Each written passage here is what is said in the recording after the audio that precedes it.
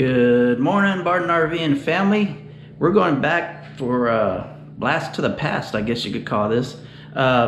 Before I started doing this RVing thing and camping and outdoor videos, I was going to be a metal detecting channel and just find all kinds of stuff metal detecting. And if you go back to the very beginning, there's 2 videos showing you that, and with my very bad equipment and microphones and voiceovers and voice, it's kind of hard to watch those. So I'm going to do it over. I'm going to do a redo, and I'll just show you what equipment we're going to use before we get started. This is kind of just like setting it up.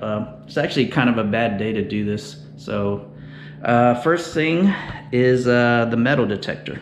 Let's go here. I believe this is a I think it's the brand name is Bounty Hunter, and it was the very cheapest one that I could get because I didn't know if I was going to do this or not.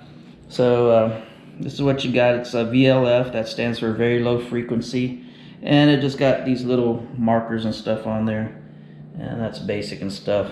What you do is, this is a power level, and what the power level does is it actually increases the power that you're looking for metal. So if you turn it all the way to high, it's going to pick up a lot of stuff and probably actually go deeper. So we'll turn that down. Then this is the trash.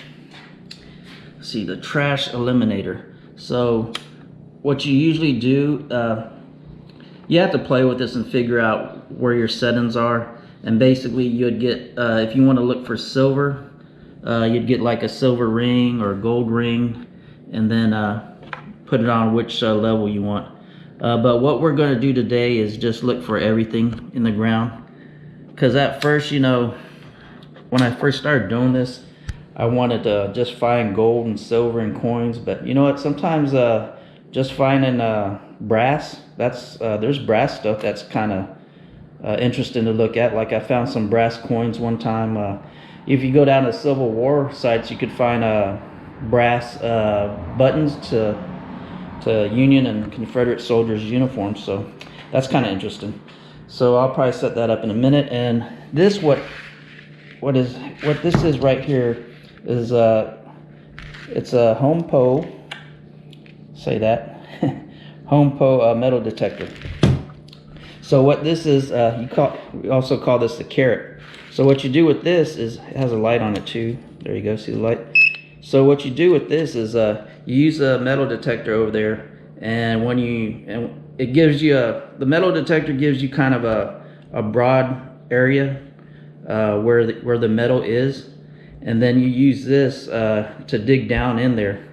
So like say the metal detector detected something in this big area right here as metal, and you're not sure where it is, so, and you don't want to like dig this whole section up, so you'd pull this out, and you kind of go around looking for it. I don't know where it is, and then like there it goes. It's more of a precise metal detector. So that explains that.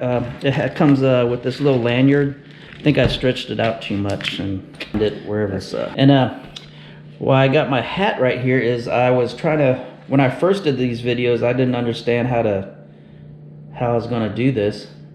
So what I'm going to do now is I got the GoPro on my hat, and I'm thinking that's going to be the best way to do this. So I'll be wearing this hat, and then while metal detecting this, hopefully this GoPro will shoot down, and we'll be able to get for you. And this is the area I'm gonna do out here. It's yeah, our grass here in Hondo is not looking too good. We've been in a drought for like 5 years. So what I'm gonna do is just basically metal detect the parts of the yard that doesn't have any grass. So I'm gonna do it right around here. This is always good to go around the edges of your driveway, because you think if you drop change, this is where it's gonna be. And the only thing about metal detecting around cement, like driveways and sidewalks, is there's rebarb in the cement. So it's kind of hard to detect anything right at the corners, because what's gonna happen, you're gonna get a hit off of the rebarb in your cement. So when we do this, we're gonna do all this area, and then this area, and then around the doors and stuff. And if I don't find enough stuff, I'll go towards the backyard and look for stuff.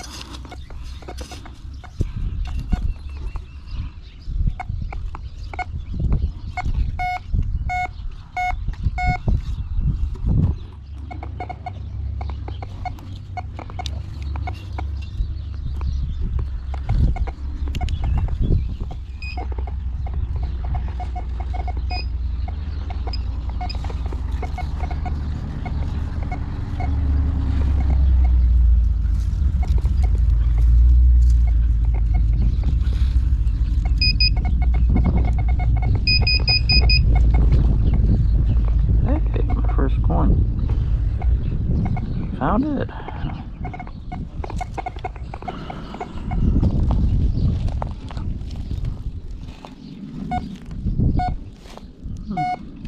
That looks pretty good. Let's see what that is. That looks like a good one right there. I heard something right off the bat. What do you think? I think this might be a coin. That sounded pretty good. Okay, it's up here now. Okay, it's probably in here. Well, now beep, beep, beep. That doesn't sound good. Get the carrot out. Where'd it go?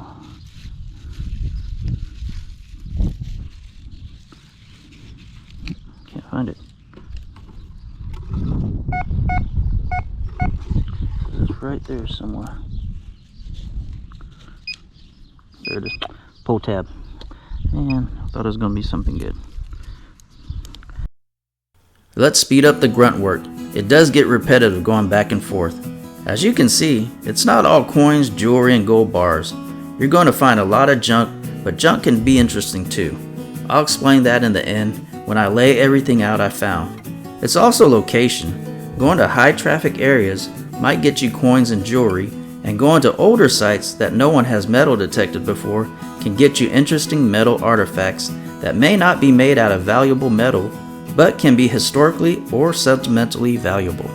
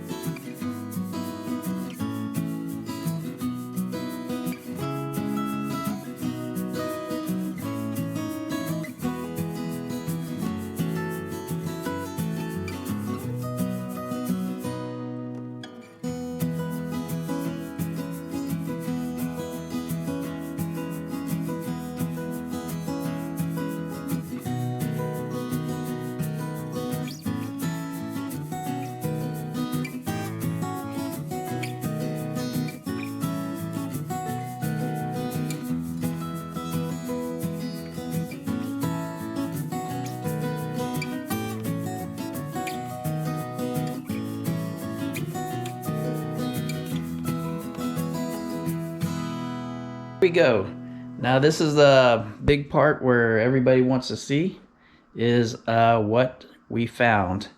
First of all, let me just say this. I know why I don't do too many metal detecting videos. This took me 3 filming sessions.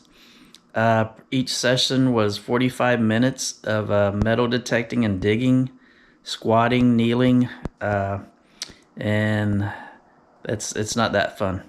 So and pretty much not that much to find, and it depends on your location and stuff, what you find and stuff. So let's just go off. We'll start off with what. Here comes my assistant right here. Eden is my assistant. Okay, so let's start off right here. First of all, we're gonna go with all the trash. We found 1, 2, 3, 4, 5, 6, 7, 8, 9, 10, 11, 12, 13, 14 nails. That's kind of alarming, you know, if you're walking around out there with no shoes on. And these are pretty big nails. Those are big nails, some roofing nails, and a couple more screws. So then we go over here into, this is I kind of divided everything out. This is an aluminum section. So we got 1, 2, 3, 4, 5, 6, 7, 8, 9, 10 pull tabs. That's a very old pull tab. Okay. Then this is just various pieces of aluminum. I think this was probably some kind of, what do you call that, siding for a garden. And Coca-Cola. This looks like a piece of wiring or something. Then a zipper. Found a zipper. And then a piece to a clothesline. In this section over here, this is my trash section. Well, most of it's kind of trash, but this is the section that I really didn't find interesting. And then these two over here, whoops, let me go over there. These two over here are the section that I don't know what they are. So I don't know what that is.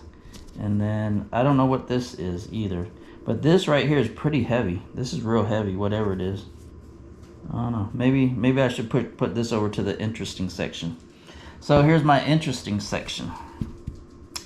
And you're probably going to say, why do you find Keystone bottle caps interesting? I guess these are Keystones. I'm pretty sure they are.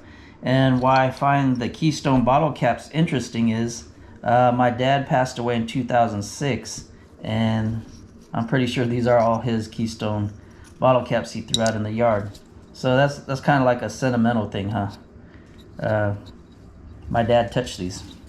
He threw them in the yard. And then let's see, the next interesting thing I found was I think this is a zebra pin. These are very cool. I used to like these pins. It would have been cooler if it was still functional. It's not. But I found that interesting. And then another interesting I found a bullet. And actually it's a you could tell it's a blank.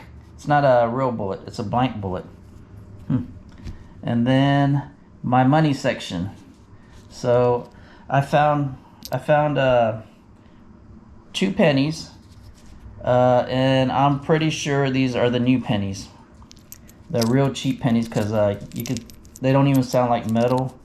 And I didn't even try to look at the dates on them, because I know these are the cheap pennies. They're not made out of metal. And these cheap pennies, as soon as they hit the ground, they're already disintegrating. So the new pennies we have right now, you'll probably never find them metal detecting in good shape that you could use.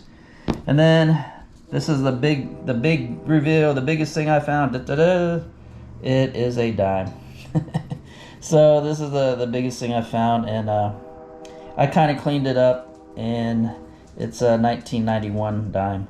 And also, if you're metal detecting, you wouldn't want to clean up coins that you found that are valuable, because I found out if you clean up a coin that's valuable, it loses its value. And actually what I used on this one was the only thing that really got it to where I could read the date was vinegar. So if you know it's not a valuable coin or a valuable piece of metal, vinegar cleans it up pretty good. And probably if you put baking soda and vinegar, it'd work even better. But I just put vinegar on that. So that's it for my metal detecting video. And maybe if I go to the beach, I'll make one more. But these are pretty hard videos to make. So thank you for watching, and I'll see you later. Please watch some of our older videos or even a playlist to help us increase our watch hours so we could get monetized. Thank you all, and God bless.